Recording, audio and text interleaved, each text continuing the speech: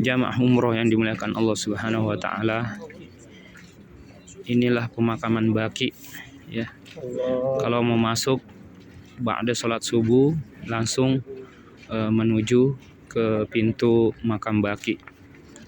Di dekat pintu di sana ada peraturan ya. Di sana ada larangan-larangan yang wajib kita jauhi ketika mengunjungi makam Baqi dan makam-makam lainnya secara umum. Yang pertama di sana ada adab-adab yang dijelaskan. Yang pertama adalah hendaklah kita ketika mengunjungi Baqi ini bermaksud ya, maksud tujuan kita adalah mengingat kematian ya, mengingat kematian agar kita semakin mendekatkan diri kepada Allah Subhanahu wa taala. Sebagaimana Imam Ad-Daqqaq mengatakan bahwasanya man aktsara min dzikri maut ukrima bi thalathah. Ta'jilut taubah wa nasya'atu fil ibadah wa qana'atul qalb. Ini orang yang banyak mengingat kematian ia akan bersungguh-sungguh segera bertaubat. Yang kedua, ia akan semangat dalam beribadah. Yang ketiga, akan dikaruniai hati yang qanaah. Nah, ketika mengunjungi makam ini, makam Baqi ini adalah hendaklah kita berusaha mengingat kematian ya. Allah Subhanahu wa taala berfirman, "Wa ma tadri nafsun bi ayyi ardin tamut." Karena tidak seorang jiwa pun yang mengetahui di bumi mana ia akan dikuburkan, di bumi mana ia akan ajal menjemput. Kemudian yang kedua, hendaklah mendoakan ahlu Baqi ini, mendoakan ahlu kubur ya, sebagaimana yang masyhur yang diajarkan oleh Rasulullah sallallahu alaihi wasallam, assalamualaikum dara qaumin mu'minin ya, wa atakum ma tu'aduna ghada mu'ajjalun Allahumma ighfir li ahli al-Baqi gharq. Ini ada doa khusus dari Rasulullah sallallahu alaihi wasallam untuk mohonkan ampun khususnya untuk ahlul Baqi. Atau doa assalamualaikum ya ahlad diyar minal mu'minin wal muslimin wa inna insyaallah bikum lahiqun as'alullah lana wa lakumul afiyah. Ini juga boleh. Nah, kemudian di sana di papan dijelaskan, papan pengumuman juga dijelaskan di belakang bahwasanya di sini ada sekitar min aktsari asyarah alaf ya, lebih daripada 10.000 sahabat ya, Rasulullah sallallahu alaihi wasallam ya, kemudian tabi'in wa tabi'in juga ada di sini dimakamkan. Nah, ada di situ penting banget dituliskan bahwasanya namun tidak ada satupun dalil yang menetapkan kekhususan di mana posisi-posisi sahabat tersebut ya.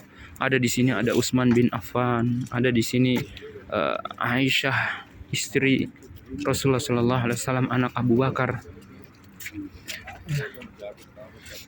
dan para sahabat yang lainnya. Kemudian anak Rasulullah sallallahu alaihi wasallam ya. Tidak ada satupun riwayat disebutkan di mana posisi makam mereka.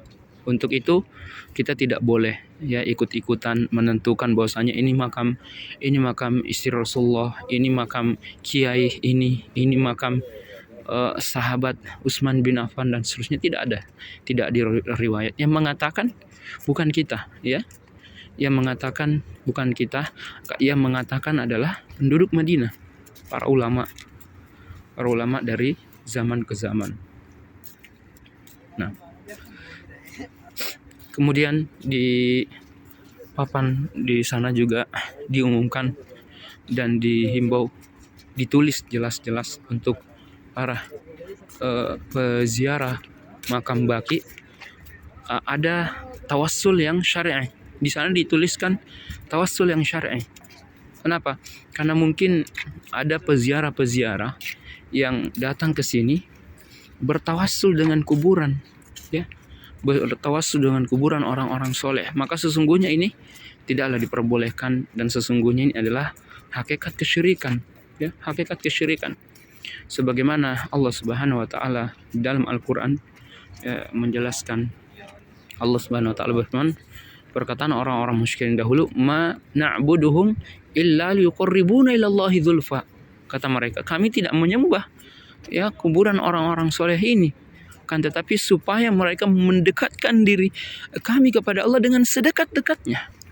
Maka ini adalah hakikat kesyirikan, sehingga Allah Subhanahu wa taala perintahkan kepada nabi kita untuk memerangi mereka. Wa qatiluhum, perangi mereka Muhammad, hatta la takuna fitnah, sampai tidak ada terjadi kesyirikan lagi. Nah, tawassul yang syar'i di sana dijelaskan, yang pertama adalah bertawassul dengan nama-nama dan sifat Allah, nama dan sifat Allah. Yang kedua adalah bertawassul dengan amal soleh, bertawassul dengan amal soleh kita, ya, amal yang kita lakukan dengan penuh keikhlasan, yang tidak ada mengetahuinya kecuali kita dengan Allah Subhanahu wa taala. Betul-betul kita ikhlas, kita menjaga niat kita pada saat itu melakukannya. Sebagaimana dikisahkan seseorang yang tiga orang yang terjebak di dalam goa, tidak ada yang bisa menolong, kemudian mereka masing-masing bertawassul dengan amal soleh mereka. Yang ketiga adalah bertawassul dengan nama dan sifat Allah. Yang pertama bertawassul dengan asma wa sifat, nama dan sifat Allah. Allahumma ighfirli, ya Razak urzuqni, seperti itu. Kemudian yang kedua bertawassul dengan amal soleh. Yang ketiga adalah bertawassul dengan orang-orang yang soleh. Kita minta didoakan, orang solehnya masih hidup, ya, kita minta didoakan Allah, kemudian orangnya mampu untuk melakukannya. Bertawassul dengan orang yang soleh. Ini barakallahu fikum. Semoga ini bermanfaat, dan semoga Allah Subhanahu wa taala memudahkan saudara-saudaraku, ya, khususnya yang menyaksikan video ini, untuk datang beribadah di negeri yang Allah Subhanahu wa taala dan Rasulnya cintai ini. Amin amin ya rabbal alamin. Allahumma ighfir li ahli al-baqi al-ghar